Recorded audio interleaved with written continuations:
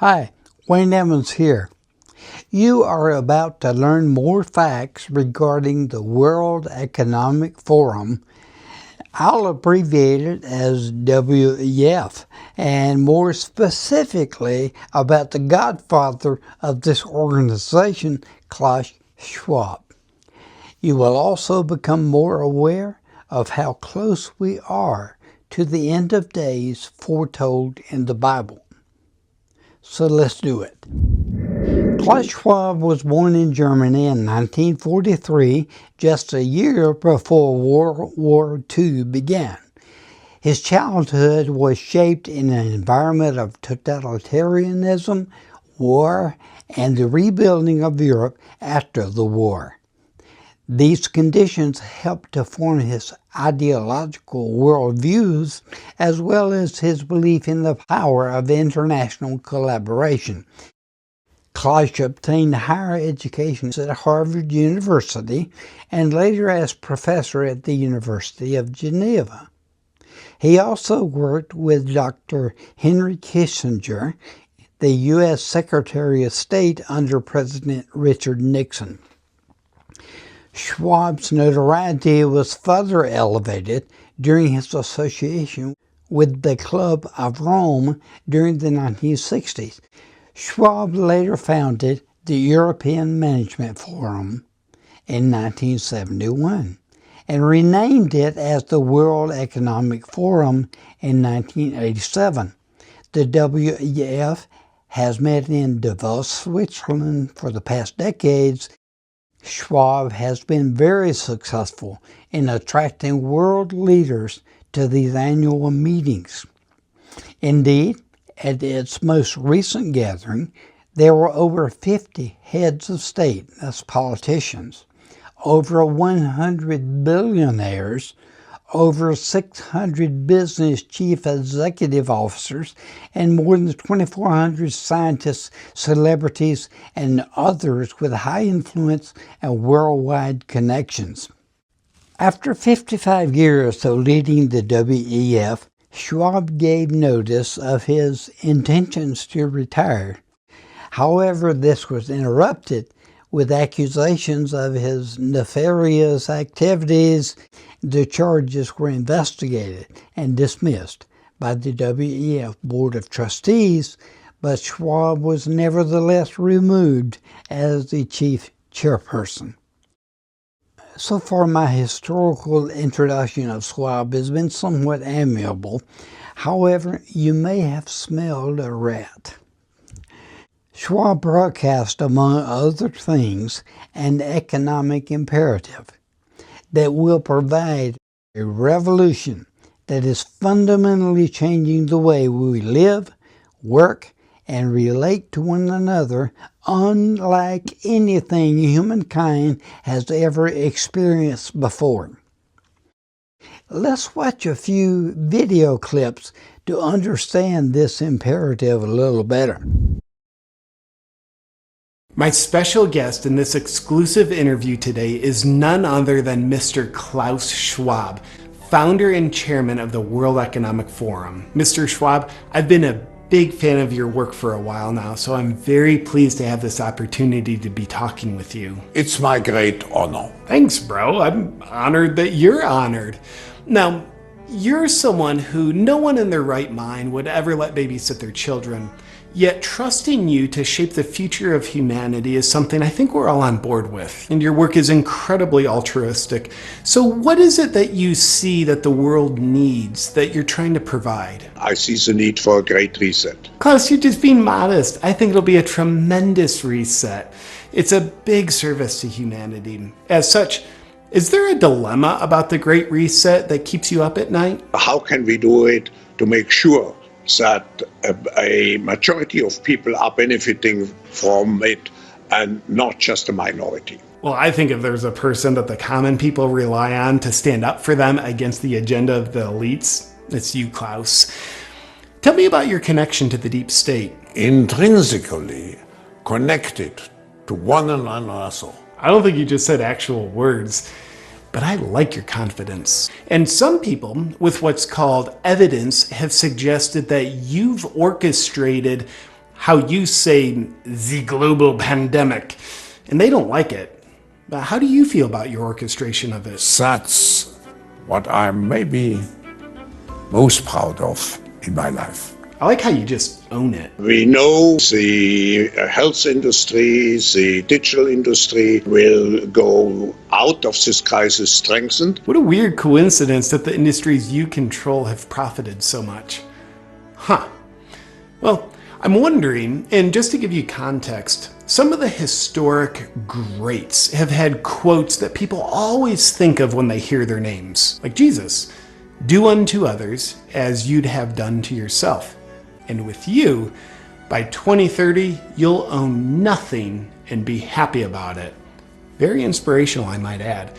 What's your motive behind such profound words? This is an opportunity again to find solutions which are beneficial for the next generation. I do see how owning nothing would be very beneficial to the next generation.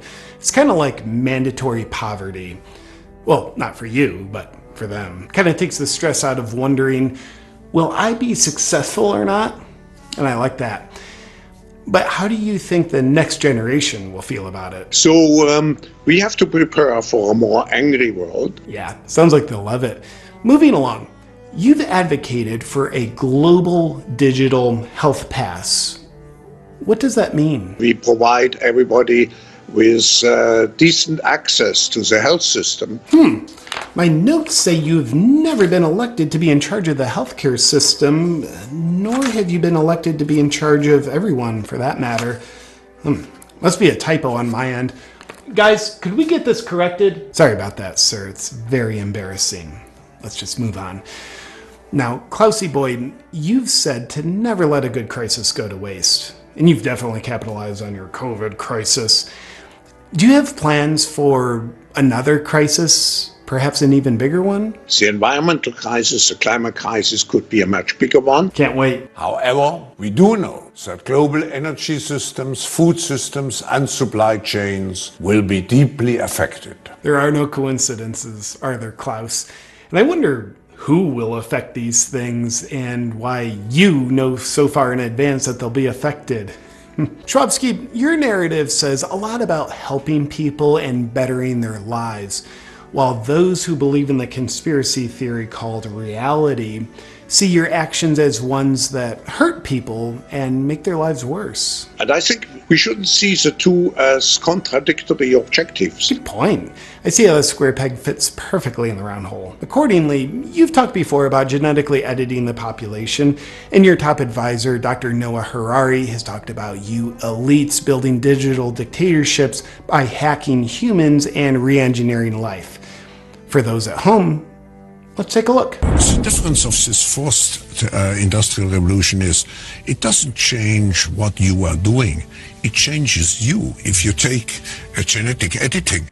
Can you imagine that in 10 years when we are sitting here, we have an implant in our brains, and I can immediately feel, because you all will have implants, and we measure your brain waves, and I can immediately tell you how the people react, or I can feel how the people react to your answers. Is it imaginable? I think that is imaginable. I think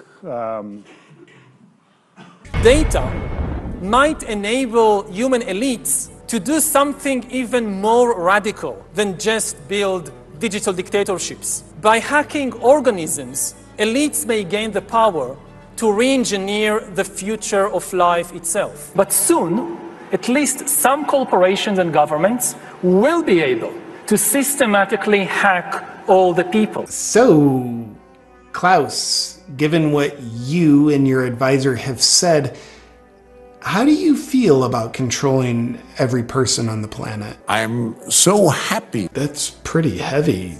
Enslaving humanity? I bet you were never held as a child. Not even once. But here's what I'm wondering. If enslaving humanity is your goal, you can't just tell them what you're doing, or else they wouldn't take your injections and use your digital IDs. You'd have to call it something else to disguise it, something benign or even inspiring. So, do you have an alias for what you call your human enslavement project? The fourth industrial revolution. That's a great name for it. It sounds progressive. I'm on board. Let's dive deeper because I like where we're going here. So to control people, you'd have to get them to depend on you and all the governments that you control. And we all know that the only way for the few to control the many is with fear. And I know you're big on helping people by fear-mongering about your climate crisis. So how do you see all that fitting together? Why not to tie government aid to the green economy which we have to create? Oh, a social credit score. That sounds super sweet. But to your question, why not tie government aid to the green economy which we have to create? That's a great question, and I'm happy to share. First, creating a society where people have to rely on government aid is called communism, and people with a soul see that as evil. And it's caused horror and suffering 100% of the time it's been implemented throughout history. And I think your green economy vision is just a virtuous sounding scheme to manipulate people with fear into being controllable, rather than you having genuine concern for potential planetary changes due to carbon emissions. So when you look at it that way, that's why not to tie government aid to the green economy that we don't have to create. That's a good looking shirt, by the way. In times of crisis, the role of governments is more important and more relevant than ever. Well, not if it's the governments causing the crisis in order to form a one world government. But, oh, who's your all-time favorite government leader you're colluding with in order to cause times of crisis? His Excellency Xi Jinping. He is excellent, isn't he? I love all the genocide he's doing. This has been a beautiful interview, but before we end, it's time for the lightning round, Klaus. If you were a kitchen appliance, what would you be? I think... You'd be a sink? I totally get it with a personality and all. Do you get more excited about citizens shaping the future or the governments you control shaping the future? For governments shaping the future. You are a communist. That's awesome. Well, Klaus, thank you for taking the time to sit down and open up in such a beautiful, vulnerable, honest way. I'm walking away feeling inspired to be more obedient, surrender my free will, and I even feel more terror. Thank you, Klaus. I hope you have a great reset. Actually, folks, even though the last video clip was produced as an edited comedy, it's not a laughing matter. Klaus Schwab's World Economic Forum is bent on forcing their agenda on the entire planet. It's an evil agenda. It includes transhumanism, where you and your computer are one, digital ID for everyone on the planet, well, perhaps not the elites, and a one-world government that literally intends to control your money, your food, your mobility, your speech, and more. Virtually everything they are doing is rolling out the red carpet for entry of the Antichrist kingdom. On their website, I haven't found a single reference to God, Jesus Christ, or the Bible. And if you do, I'd like to know about it because I just don't see it. You may be wondering by now, who will replace Klaus Schwab as chief chairperson of the WEF? Well, my next video will address that question, so don't miss it in the next few days. It will be labeled as 4.D of this new World Order video project. And while Schwab is approaching 90 years of age and a successor with clear visionary appeal has not been declared, folks, the World Economic Forum is not going away. They are too well organized and their tentacles are rooted throughout the planet. They are well-funded, intelligent, and patient. And Schwab's ideas have already passed the tipping point. This is powerful stuff.